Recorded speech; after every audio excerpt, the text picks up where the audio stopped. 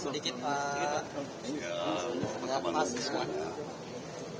Ya, terima kasih kehadirannya hari ini.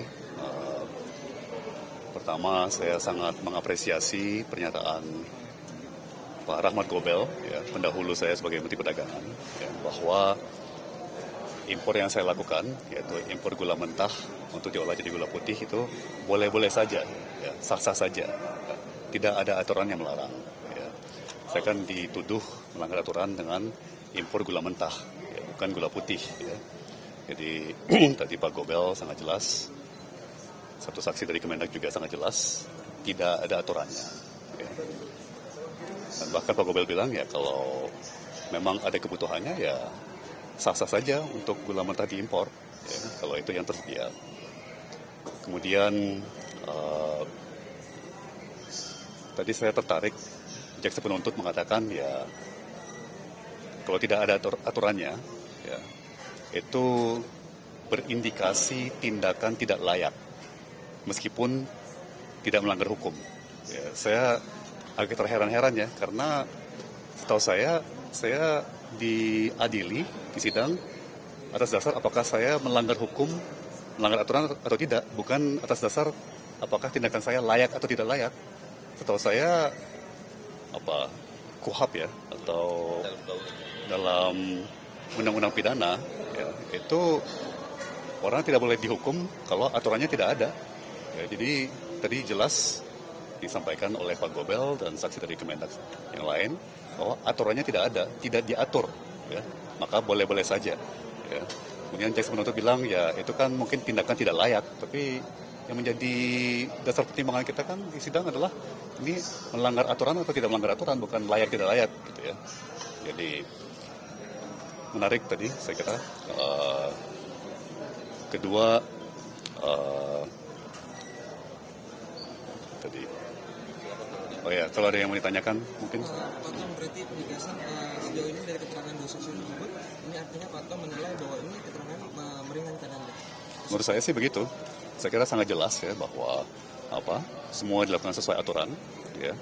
Dan tadi juga kita perjelas bahwa pertama Rakor Menko Ekonomi bukan punya fungsi dan tanggung jawab untuk menentukan jumlah impor, ya. Itu adalah fungsi dan tugas Menteri Perdagangan. Meskipun demikian, dalam risalah Rakortas itu jelas dicantumkan, diperkirakan ya total gula yang akan perlu diimpor itu di kisaran 1,4 juta ton. Ya, itu sangat-sangat jelas tertera di dalam risalah Rakortas Menko Ekonomi di Desember 2012. Pak, ada mungkin tanggapan tadi salah satu saksi Pak Rahmat Gobel ditegur karena sering menjawab tidak tahu dan lupa. Tanggapan Anda? Saya kira sangat bisa dimaklumi ya, karena ini peristiwa 9,5 tahun yang lalu, ya 10 tahun yang lalu. Ya, jadi terus terang aja kami semua sudah kurang ingat ya. Jadi kita menjawabnya atas dasar dokumen, fakta dan data ya.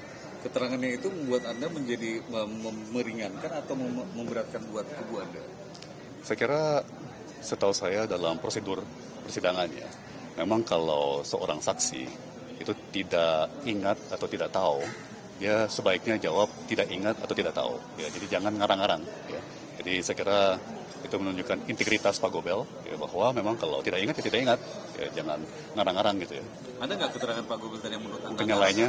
Pak, terkait surat ke Inkoptak di tahun 2015, gitu. Kan di zaman Pak Gobel itu udah ada surat dilayangkan gitu. Mungkin Pak Tom bisa jelaskan. Betul sekali. Jadi penugasan Inkopkar itu sebetulnya dimulai dari zamannya Presiden SBY, ya, di mana Kasat saat itu, ya kan, Pak Muldoko dengan Menteri Perdagangan saat itu Pak Gita Wirjawan menandatangani MOU antara Angkatan Darat dengan Kementerian Perdagangan, ya, terkait stabilisasi harga dan stok pangan, ya. Nah itu ditindaklanjuti zamannya Pak Rahmat Gobel, di mana ada penugasan kepada Inkopkar, ya, Induk Koperasi Kartika, koperasinya Angkatan Darat, yang bekerja sama dengan pabrik gula rafinasi, ya, industri gula rafinasi swasta, ya, untuk operasi pasar.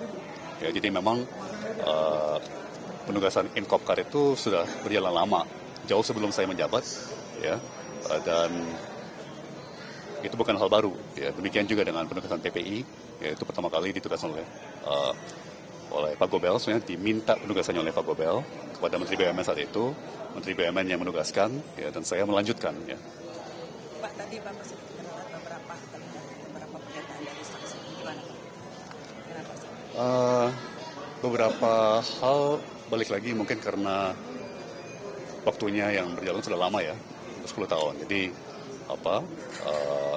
misalnya tadi Pak Gobel sedikit keliru ya soal dicecer sama jaksa, bilang BUMN sebenarnya dalam hal ini PPI ya, PPI itu boleh impor gula. Ya. Menurut aturan yang berlaku saat itu, yaitu Kepmen Perindak 527 tahun 2004, PT PPI itu tidak memenuhi syarat-syarat untuk diberikan status sebagai importir terdaftar namanya. Ya, jadi maklum, ya memang juga sebetulnya bukan ranah menteri untuk hafal semua pasal-pasal seperti itu ya. Ini udah 10 tahun yang lalu, tapi tadi pada peluang yang diberikan, saya mengklarifikasi hal itu ya. Jadi, ini kan ex-Mendak Rahmat Gobel sudah dihadirkan persidangan. Nah ini sebelum juga nama Pak Gita juga disebut. Nah ini harapannya ex-Mendak lainnya bisa dihadirkan nggak sih buat perkara ini semakin terang? ya kita lihat perkembangannya nanti ya. Gimana jaksa? Ya, tergantung jaksa penuntut. Ya, Terima kasih ya semuanya.